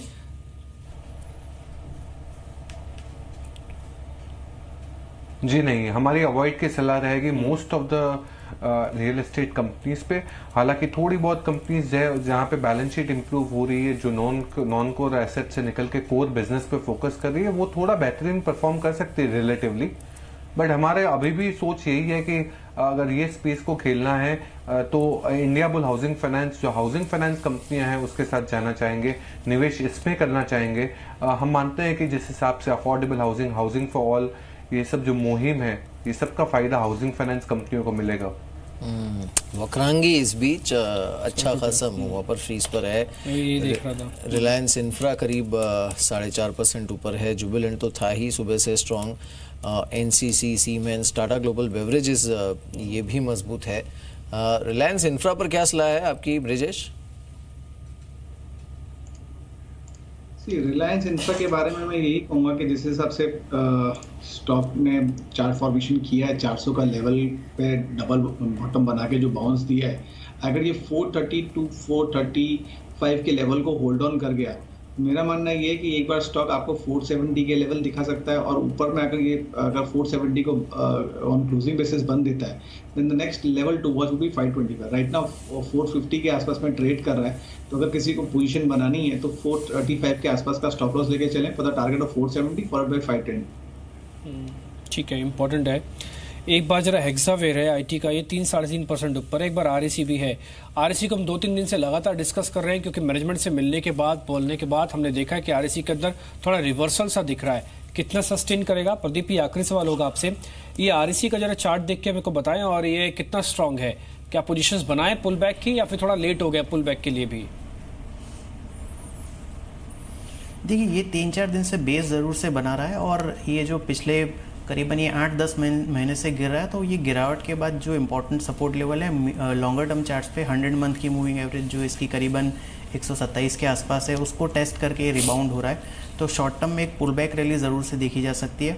ऑन द हायर साइड जब पहला रेजिस्टेंस आएगा शॉर्ट टर्म में, वो करीबन 136 के आसपास का आएगा, और वो क्रॉस कर लेता है 145 तक जा सकता है, जहाँ पे इसकी 34 दिन की एवरेज है।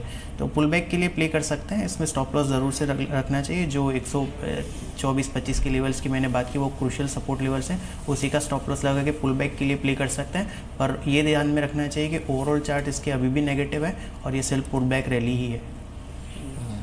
बिल्कुल। चलिए प्रदीप, शुक्रिया हमारे साथ इस बातचीत में शामिल होने के लिए। Thanks for joining us. इस बीच कुछ और काउंटर्स को देख लेते हैं जहां पर मूव इस समय इंटरेस्टिंग देखने को मिल रहा है। एक तो हमने वक्रांगी की बात की थी। टाटा ग्लोबल बेवरेजेस आज भले ही बहुत ज़्यादा मूव नहीं हो, लेकिन ये जो कंजम्पशन की बात पूरी चल रही है ना, इसमें सिद्धार्थ इस पर रिकमेंडेशंस तो काफ़ी आई हैं पहले भी। आपको कैसा लग रहा है टाटा ग्लोबल बेवरेजेस?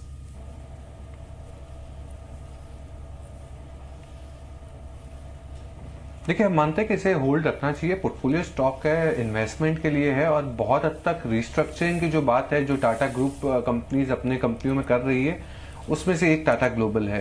तो ये एक बेनिफिशियरी जरूर रहेगा, और ओवरऑल पर्सपेक्टिव से एफएमसीजी स्पेस में ये कंपनी अच्छा परफॉर्म भी करेगी। तो इसे आप होल्ड रख सकते हैं करीबन 12-1 महीने के लिए, तो जरूर होल्ड रखें अपने पोर्टफोलियो में। पर एफएमसीजी में हमारी जो प्रेफर्ड बेट रहेगी वो रहेगी डाबर इंडिया, क्योंकि जिस हिसाब से 70% प्रोडक्ट इनके नेचुरल हर्बल बेस्ड रहते हैं, यहाँ पे बहुत अच्छा मोमेंटम और ग्रोथ आ सकता है। 12 से 13% का वॉल्यूम ग्रोथ भी एक्सपेक्ट कर सकते हैं।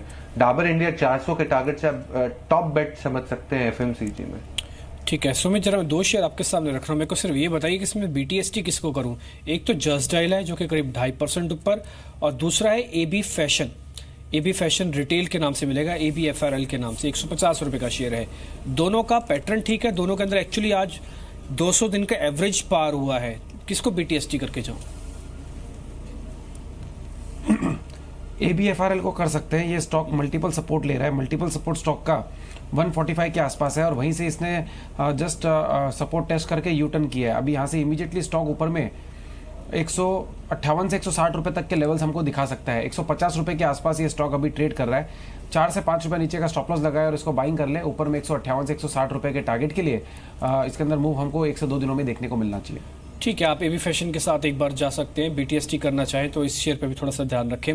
मार्केट में है अभी 4 मिनट बंद होने में। जरा जल्दी से ये देख लेते हैं कि मार्केट के अंदर आज शेयर चले कौन कौन से नहीं, जिन्होंने किसी तरह का कोई पुल बैक नहीं दिया और बल्कि नीचे पड़े रहे। उसमें TCS तो आपको पता ही है, तो था ही। NTPC कल का एक स्टार परफॉर्मर था, आपको पता है, याद भी होगा, कल अच्छी क्लोजिंग, लेकिन ये शेयर थक जाता है। ये हमने आपके सामने बात भी रखी थी। कोल इंडिया नहीं चला आज, अंबुजा, हिंडाल्को जैसे शेयर्स भी टूट गए। मारुति ने भी आज कोई साथ नहीं दिया, ये शेयर भी कमजोर था। आज मैकडॉनल्ड यानी कि यूनाइटेड स्पिरिट्स भी नहीं चला, जो कल आपको अच्छा चलता हुआ दिख रहा था, ये भी नहीं चला। मदरसा सुम्मी नहीं चला, और साथ ही साथ नहीं चला डाबर। FMCG का एक अच्छा प्लेयर था, अच्छा मूव दिखाया, लेकिन आज ये भी इस बढ़त के अंदर शामिल नहीं हुआ है। तो कुछ एक ऐसे शेयर्स भी थे जो कि थोड़ा वीकनेस दिखा गए। ये TCS कंप्लीट तो हो गया है आज ऑर्डर के प्राइजेस के हिसाब से। एक बार ब्रजेश, कल कुछ पुल बैक दे सकता है, आज का दिन तो लग गया इसका। ऑर्डर 2872 का था, 2885 तो चल रही है, तो कंप्लीट ही समझे फिर तो। देखिए, मेरा मानना यही है कि अगर ये 2830, 2835 का लेवल अगर ये ब्रेक नहीं करता है, तो मजबूत स्तर या कोई भी डिप आता है उसमें बाइंग करने की सलाह रहेगी। ऊपर में 2950 would be the first hurdle, but जो मेजर हर्डल आएगा वो आपको लगभग 3050 के आसपास आएगा। अगर anything above 3050 on closing basis अगर मिलता है तो ये दोबारा अपना जो 52 वीक हाई है 3256 के आसपास का उसको रिटेस्ट करने की कोशिश करेगा। एज एन इन्वेस्टर बतौर मेरी सलाह तो यही रहेगी कि अगर ये मौका है बाइंग करने का तो डेफिनेटली बाइंग करें, क्योंकि डाउनसाइड कम है एज कम्पेयर टू अपसाइड। बिल्कुल। एक बार जल्दी से देखते हैं निफ्टी बैंक को। ये 32 पॉइंट ऊपर आज क्लोजिंग देने की तैयारी में, लेकिन आज कुछ एक जो सरकारी बैंक है जिसमें बहुत अच्छा मूव है, जैसे बैंक ऑफ बड़ौदा है, कैनरा बैंक है, Punjab National Bank, Federal Bank, इन सभी पर अच्छा मूव देखने को मिला था। इसे किस तरह से प्ले करना चाहिए क्विकली सुमित? नहीं, जो गेनर्स है निफ्टी बैंक के, bank of Baroda, Canara bank, Punjab National bank. Right, okay. इनके अंदर देखिए, जैसे मैंने थोड़ी देर पहले भी कहा कि ये सब बैंकिंग स्टॉक्स के अंदर एक अच्छा पुल बैक मूव हमको देखने को मिला है, और बहुत दिनों के फॉल के बाद जो ये ओवरसोल्ड कैटेगरी में आ गया था, उसके बाद ये फर्स्ट डे आज बाउंस बैक का है, जिसके अंदर हमें सारे बैंकिंग स्टॉक्स में बाउंस बैक देखने को मिल रहा है। इन स्टॉक्स में अभी और भी बाउंस बैक देखने को मिलना चाहिए, स्पेशली बीओबी की अगर बात करेंगे बैंक ऑफ बड़ौदा की, तो 140 के आसपास ये अभी ट्रेड कर रहा है, और यहाँ से इमीडिएटली 155 से 160 रुपये तक का मूव हमको इमीडिएटली आने वाले दिनों में देखने को मिलना चाहिए। तो I think bank of Baroda में यहाँ पे बाइंग करनी चाहिए, एग्जिस्टिंग लॉन्ग पोजीशंस को होल्ड कर ले, और ये स्टॉक का नीचे में अच्छा खासा सपोर्ट है जो कि करीब 135 रुपए के आसपास है। जब तक अभी 135 के नीचे क्लोजिंग नहीं देगा तब तक स्टॉक के अंदर बाइंग में रहना चाहिए। ठीक है।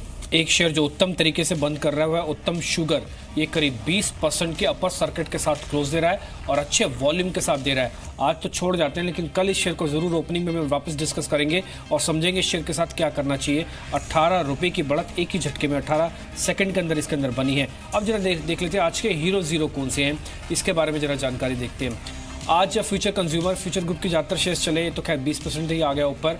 आज ही इस पे एक रिपोर्ट आई, 75 का टारगेट, 50% तो आज ही चल पड़ा ये। PC jewellers, JP power, 20 microns, ये कुछ ऐसे शेयर्स हैं जहाँ पे बढ़त करीब डबल डिजिट की रही है और एक करीब 10-10, 15-15, 20% ऊपर जाके बंद होने में, तो इसलिए हीरो की कैटेगरी में आ गए। अब देखते हैं जरा आज के जीरो, आज के ऐसे कौन कौन से शेयर हैं जो आज बिल्कुल नहीं चले। टीसीएस तो आपको पता है कमजोर है। गीतांजलि जेम्स, ये 80 रुपये का शेयर 14 रुपये का हो गया। अगर किसी को याद नहीं हो तो 80 रुपये का शेयर 14 रुपये का हो गया। मेहुल चौकसी देश में नहीं है।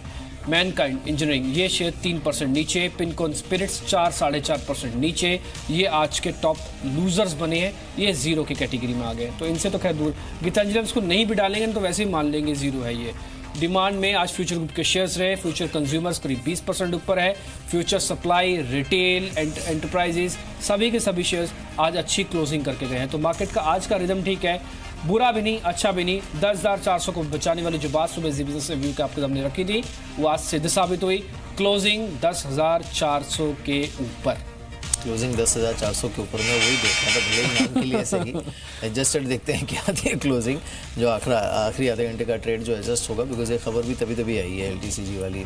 लेकिन 75 पॉइंट नीचे सेंसेक्स, लेकिन ठीक है। आई थिंक निफ्टी की क्लोजिंग पर ज़्यादा फोकस करते हैं। सेंसेक्स वैसे भी वो जो TCS का वजन था आज उसने काफ़ी झेला है सेंसेक्स ने, लेकिन निफ्टी 10,425 पर बंद हुआ है। क्या कहेंगे आज की क्लोजिंग पर ब्रिजेश? देखिए, मैं यही कहूँगा कि एटलीस्ट TCS का पेन मार्केट ने एब्जॉर्व कर लिया है और 10,400 का जो लेवल था उसको ब्रेक नहीं किया है। और जैसे पहले भी आपके शो पे मैंने कहा और आप भी कह रहे थे कि 10,400, 10,410 के ऊपर अगर हम निफ्टी बंद देता है तो मोमेंटम बरकरार रहेगा। हाल फिलहाल के लिए आप यही मान के चले कि 10,350 या 10,360 ये level as a momentum player हम इसका स्टॉप लॉस लगा के any dip can be use for a buying purpose. और जो अपसाइड टारगेट है वो 10,000 जो आज का हाई था 10,470 हम पहले उसके लिए प्ले करेंगे।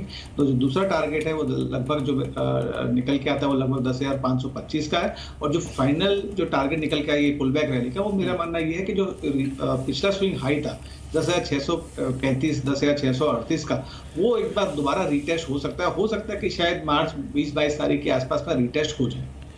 ठीक है, ब्रजेश ने बताया निफ्टी की आज का क्लोजिंग कमेंट। सुमित से ये जानते हैं कि आज का बैंक निफ्टी का क्लोजिंग कमेंट वो क्या देते हैं। सुमित,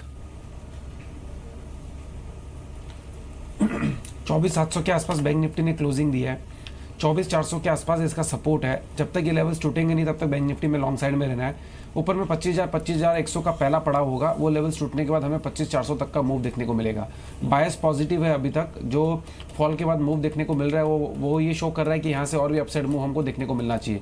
तो फिलहाल बाय साइड का व्यू बना के चलना चाहिए, 24,400 के आसपास का स्टॉप लॉस लगाना चाहिए बैंक निफ्टी के अंदर। बिल्कुल सिद्धार्थ, आज की जो गिरावट है या फिर जो भी क्लोजिंग आई है ना, उसमें से अगर हम TCS को हटाकर देखें, क्योंकि TCS पर ही आज हैवी प्रेशर था, ये 5.5% नीचे बंद हुआ है 2886 पर। तो आज ये जो ब्लॉक डील थी टाटा सन्स की वो डेफिनेटली प्ले हुई, लेकिन TCS को हटाकर अगर हम देखें तो निफ्टी की क्लोजिंग तो बहुत खास बुरी है नहीं। क्या हम ये उम्मीद रखें कि कोशिश करेगा निफ्टी 10,470-500 के लेवल को जाने की?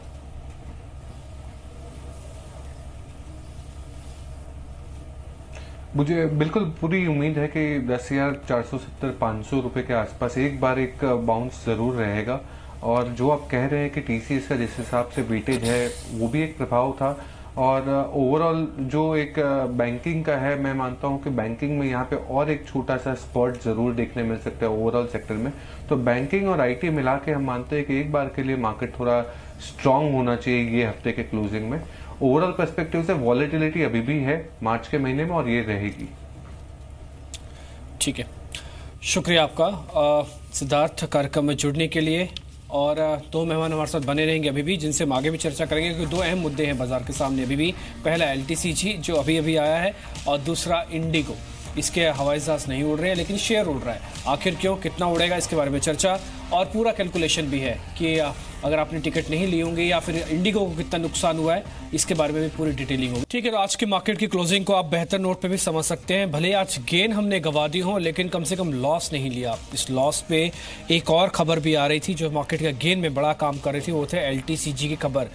देखिए, ये बात तो तय है कि सरकार इस पे सोच तो रही है, अगर नहीं सोच रही होती तो बयान नहीं आता। आज जो बयान आया वो सीधा लोकसभा से आया, एक लिखित रिप्लाई MOS फाइनेंस की तरफ से सदन को भरोसा दिया गया है कि उनके पास कई प्रस्ताव आए हैं। ये प्रस्ताव LTCG को हटाने के लिए, उसके बदलाव को लेकर है। सरकार सोच रही है इसके बारे में। और डिटेलिंग जरा ले लेते हैं, क्या क्या सदन में हुआ, कितना भरोसा इस खबर पर जताया जा सकता है और इसके अफेक्ट मार्केट पे कितना पॉजिटिव इफेक्ट आएगा, ये थोड़ा कैलकुलेट करना होगा। संजीव भसीन भी है मेरे साथ, उनसे भी बातचीत करेंगे। पहले आलोक से, आज सदन की पूरी कार्रवाई के अंदर ये जो खबर पैदा हुई तो क्या हुआ, उसके बाद का रिएक्शन जरा पहले ही समझ लेते हैं। आलोक मेरे को बताएंगे आज पूरा ये मैकेनिज्म हुआ कैसे शुरू, और ये भरोसा कितना दिखा सकते हैं सरकार कि कुछ बदलाव या कुछ हटाने की बात LTCG पे हो सकती है। आलोक, शायद अभी अब तक आवाज नहीं आ रही होगी, लेकिन मिस्टर भसीन इस बीच में से जुड़ चुके हैं। पहले एक बार उनसे रिएक्शन ले लेते हैं। मिस्टर भसीन, शुक्रिया समय देने के लिए। आपका एक रिएक्शन चाहिए होगा, ये जो सरकार अभी सोच रही है कि LTCG में कुछ बदलाव किए जाए या फिर हटाए भी जाए, पता नहीं है हटाएगी या बदलाव होंगे नहीं होंगे, लेकिन सदन में ये लिखित रिप्लाई है कि सरकार इसके बारे में गंभीरता से सोच रही है। क्या मतलब समझे सर इसका? हाँ, तो देखिए डिम्पी, काफी आपको पता है कि पहली जब से ये आया है 1 फरवरी से शेयर बाजार में आपने ग्रैंड फादरिंग भी रखी है, और वो भाव से तो शेयर बाजार 10% करेक्ट कर चुका है। उसके अलावा जो आपने म्यूचुअल फंड को इससे चोट लगी है, उसमें काफी लोगों को फर्क पड़ा है। और आई थिंक ये बहुत अच्छा टैक्स है, but with a slightly longer term view, ये 2-4 साल बाद आप लगाते तो इक्विटी में उतना निवेश आज क्या होता तब ये फर्क पड़ता। अभी तो आई थिंक इसमें इनकैशमेंट इतनी होएगी नहीं। तो एक बहुत पॉजिटिव मूड है कि इस पे सरकार कुछ अपना पुनर्विचार करे। लेकिन अगर होए भी नहीं तो मैं आपको ये कहना चाहता हूँ कि बॉन्ड यील्ड 3 महीने के लो पे आ गए। सरकार की वित्तीय पोजीशन अब थोड़ी सी ज्यादा पॉजिटिव दिख रही है आफ्टर दिस रीसेंट। हमें लगता है PSU का जो फियास्को है उसको एड्रेस करने के लिए सरकार जरूर कुछ ना कुछ आपको पॉजिटिव मेजर देगी, whether it is relaxation in NPA provision or some sort of उसको elongate करने के लिए और some other relief for both the power and PSU sector। तो हमें लगता है PSU के जो आज आपको अंदाजे भी आए बैंक ऑफ इंडिया और बाकी बैंकों से, PSU banks and some of the PSU lenders particularly power, ये बहुत अट्रैक्टिव लग रहे हैं। तो हमें लगता है यहाँ पे आपको जरूर कोई भी डिक्लाइन मिले निवेश करना चाहिए, क्योंकि fear is now with you and prices are very much in your favor। Sanjeev, एक छोटी सी चीज मैं आपके सामने और रखना चाहता हूं। अगर सरकार 10% की दर को घटा दे, अगर सरकार जो रिडम्पशन है यानी माफ कीजिए जो आपको छूट मिलती है उसको अगर 1 लाख से 2 लाख कर दे, या फिर ऐसे कुछ और प्रोविजन भी करती है, बाजार के लिए कितनी बड़ी खबर है ये? 200-300 पॉइंट वाली खबर है या फिर पूरी तरह से सोच बदलने वाली खबर हो जाएगी ये? बहुत पॉजिटिव जाएगा। आप देख सकते हैं ग्रीड थी जनवरी के सारे महीने में, और इतना ज्यादा फियर हो गया कि लोग बाग अब शेयर बाजार छूना नहीं चाहते। आपके मुंह में घी शक्कर इसमें से कुछ भी आ जाए, और मैं जैसे आपको कह रहा हूँ, मैं भी मंदी में था, लेकिन अभी 2-4 दिन में हमें लगा है कि fear is now a very very good opportunity. सारे निवेशकर जो देख रहे हैं, व्यूअर्स को ये सलाह है कि जहाँ भी आपको मिड कैप्स में आपके मनपसंद शेयर मिले, यहाँ लेने का मौका है। जैसे आपने कहा, कुछ ना कुछ फेरबदल और जरूर आने को है इन द नेक्स्ट वीक। ठीक है मिस्टर भसीन, शुक्रिया आपका। ये आपको इंडिकेशन प्राइजेस से मिल रहा है, हमको हमारे रिपोर्टर बता रहे हैं। खबर आ रही है, आलोक है मेरे साथ, ये खबर जिन्होंने हमको सबसे पहले बताई, और बाजार के अंदर हमको एक स्ट्रांग पुल बैक मिला। आलोक, ये खबर तो शानदार है, अच्छी है, बस आपसे मैं ये समझना चाहता हूँ कि आपके सोर्सेज, सरकार की बॉडी लैंग्वेज और जो डिस्कशन मंत्रालयों के बीच में आपस में होता है, ये कितना पुख्ता है, कितना हो सकता है, इसकी कितनी गुंजाइश बनती है? देखिए, जो आज लोकसभा में लिखित जवाब आए, ये सरकार का एक तरह से कहें तो आधिकारिक स्टेटमेंट है, और सरकार ने इसमें जो लिखा है वो सबके सामने है कि अगर कोई बदलाव होता है तो पार्लियामेंट के फ्लोर पे जब अमेंडमेंट होगा तो उसमें दिखेगा। और सरकार ने यह भी माना है कि हाँ, उनके पास कई सारे रिप्रेजेंटेशन इस दौरान आए हैं।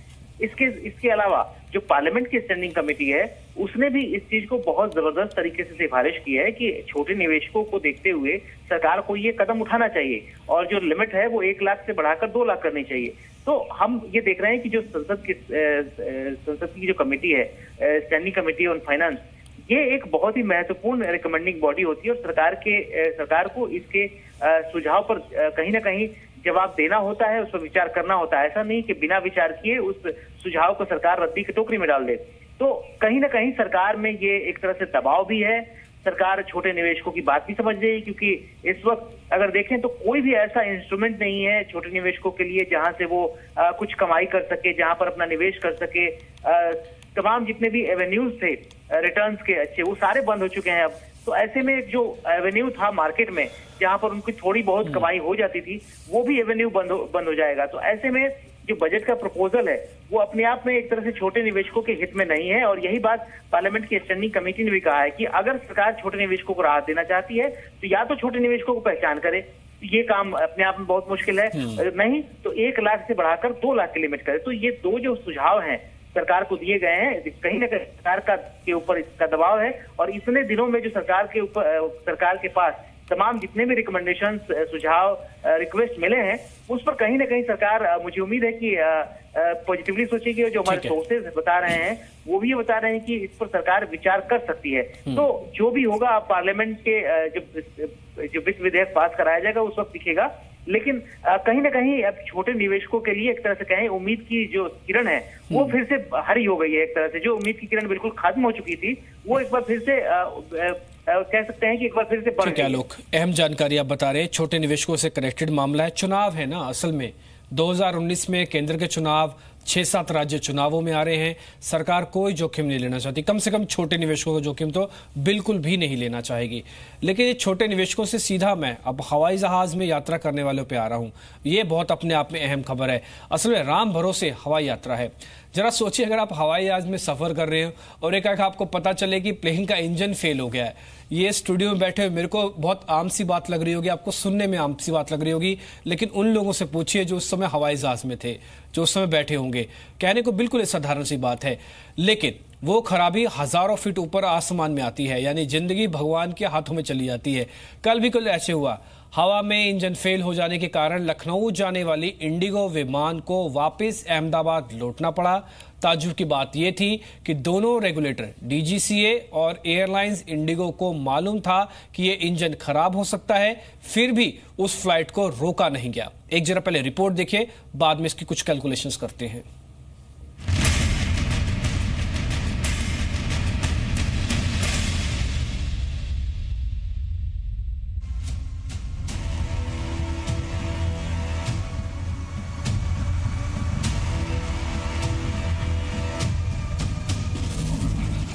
हजारों फीट हवा में आप प्लेन में सफर कर रहे हों और आपको पता चले कि प्लेन का तो इंजन ही खराब हो गया है, आप क्या करेंगे?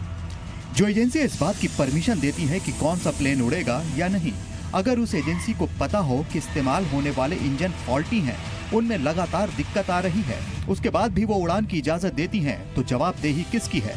एक आम यात्री क्यों ना ये माने कि उनकी सुरक्षा पर आंख मूंद कर फैसले लिए जाते हैं। सोमवार को अहमदाबाद से लखनऊ जा रही इंडिगो की फ्लाइट में जो हुआ, उससे तो यही लगता है कि हवाई यात्रा राम भरोसे चल रही है।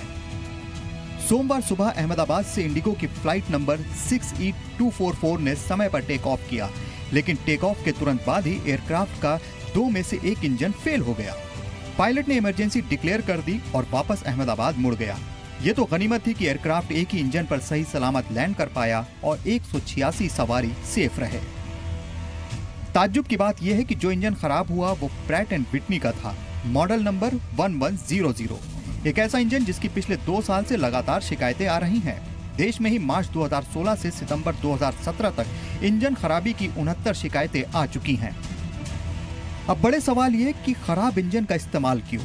DGCA क्यों देता है इसकी इजाजत? क्या यात्रियों की जान की कोई कीमत नहीं?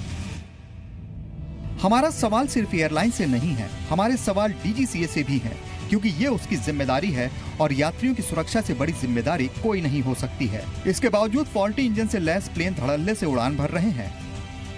एयरबस के मॉडल A320 नियो में प्रैट एंड विटनी 1100 सीरीज के इंजन इस्तेमाल होते हैं। साल 2016 में ये इस्तेमाल होना शुरू हुए और तब से इनमें खराबी की शिकायतें सामने आ रही हैं।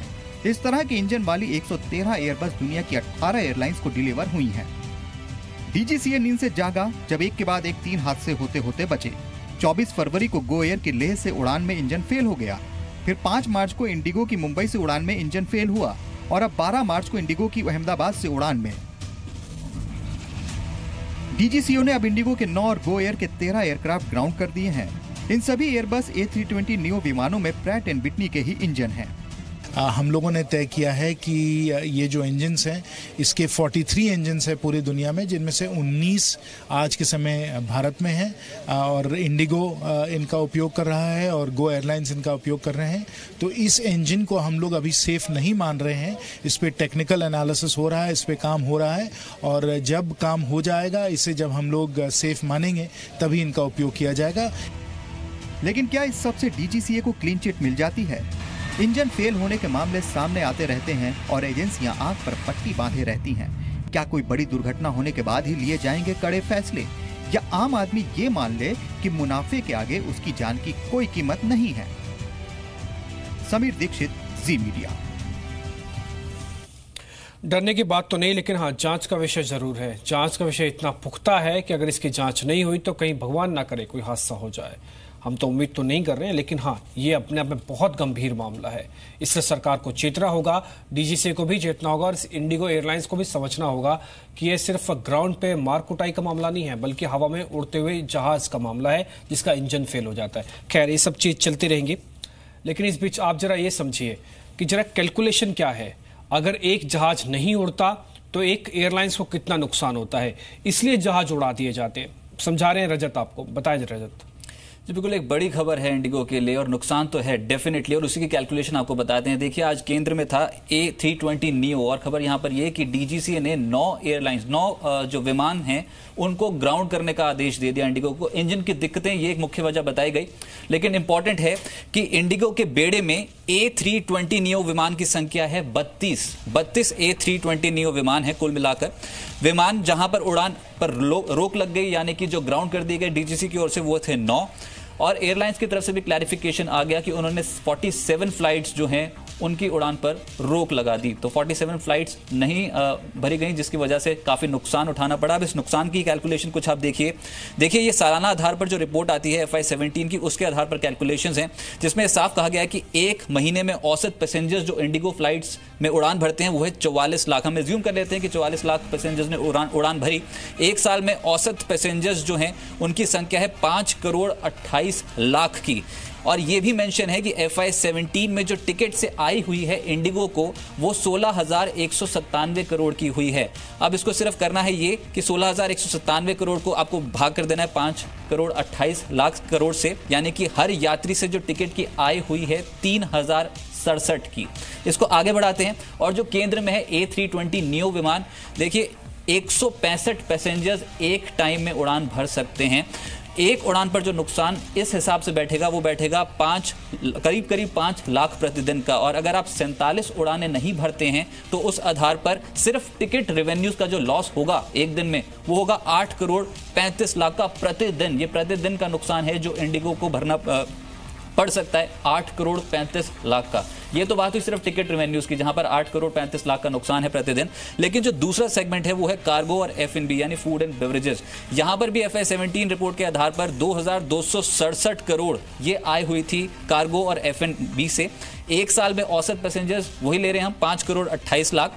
और इससे कुल मिलाकर जो कार्गो F&B आय पर पैसेंजर बैठती है वो बैठती है 429 रुपए के आसपास। इसको आगे बढ़ाया जाए तो एक उड़ान रद्द होने से जो नुकसान बैठता है वो बैठता है 70,844 का। और 47 उड़ानें अगर रद्द हो जाती हैं तो उससे नुकसान की वैल्यू आती है 33 लाख। तो इस 33 लाख को भी आपको कुल नुकसान की वैल्यू में जोड़ना पड़ेगा। उस आधार पर 8 करोड़ 35 लाख करोड़ का नुकसान हो गया पैसेंजर सेगमेंट से, सिर्फ टिकट से जो नुकसान हुआ उससे, और साथ ही कार्गो एंड F&B से 33 लाख का। कुल मिलाकर 8 करोड़ 68 लाख का नुकसान प्रतिदिन इंडिगो को झेलना पड़ेगा।